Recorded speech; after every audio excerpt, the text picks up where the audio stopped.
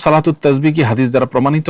সালাতুত তাসবিহর নিয়ম জানতে চাই। সালাতুত তাসবিহ সংক্রান্ত একটি হাদিস রয়েছে, সেই হাদিসটা সহিহ কিনা এটা নিয়ে মতনাক্য রয়েছে।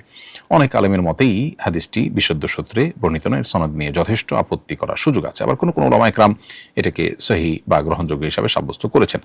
বিশেষত ইবনে সাকান, হাকিম, ইমাম বায়হাকি রাহিমাহুল্লাহ, ইমাম মুনজিরি, ইবনে সালাহ এবং তাকিউদ্দিন সুবকি, তাজউদ্দিন সুবকি এবং বুলকিনি রাহিমাহুল্লাহ সহ, জারকাশি রাহিমাহুল্লাহ, আব্দুল্লাহ রাহিমাহুল্লাহ সহ অনেকেই হাদিসটিকে হাসান বা গ্রহণযোগ্যতার লেভেল পর্যন্ত মন্তব্য করেছেন।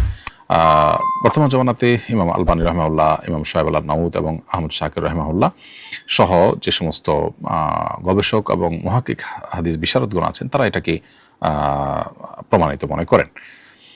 সেই হিসাবে কেউ চাইলে সালাত তাসবিহ আদায় করতে পারেন নফল হিসাবে। আর এটার যে হাদিসটির উপর ভিত্তি করে সালাতুত তাসবিহ সাব্যস্ত হয়, সেটিতে যে পদ্ধতি বলা আছে সেটি হলো যে নামাজে দাঁড়িয়ে সানা, সুবহানাকাল্লাহুম্মা, সূরা ফাতিহা ও সূরা মিলানোর পর 15 বার তাসবিহ, সুবহানাল্লাহি ওয়া আলহামদুলিল্লাহি ওয়া লা ইলাহা ইল্লাল্লাহু আল্লাহু আকবার 15 বার পড়া। এরপর রুকু থেকে রুকু তাসবিহর পর 10 বার, রুকু থেকে দাঁড়িয়ে 10 বার, সিজদা গিয়ে সিজদা তাসবিহর পর 10 বার, সিজদা থেকে উঠে বসে 10 বার, আবার সিজদা গিয়ে সিজদা তাসবিহর পর 10 বার। এরপর সিজদা থেকে মাথা উঠানোর পর আবার 10 বার। এভাবে মোট প্রতি রাকাতে 75 বার হয়।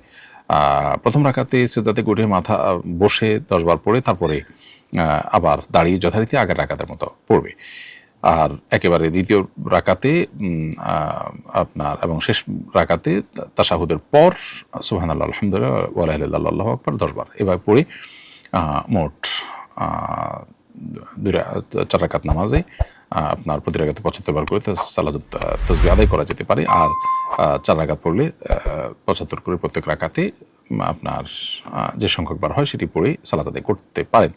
তবে অনেক মুহাদ্দিসগণই এই হাদিসকে আপনার বিশুদ্ধতার আলোকে প্রমাণিত নয় বা বিশুদ্ধতার মানদণ্ডে উত্তীর্ণ নয় বলে মন্তব্য করেছেন।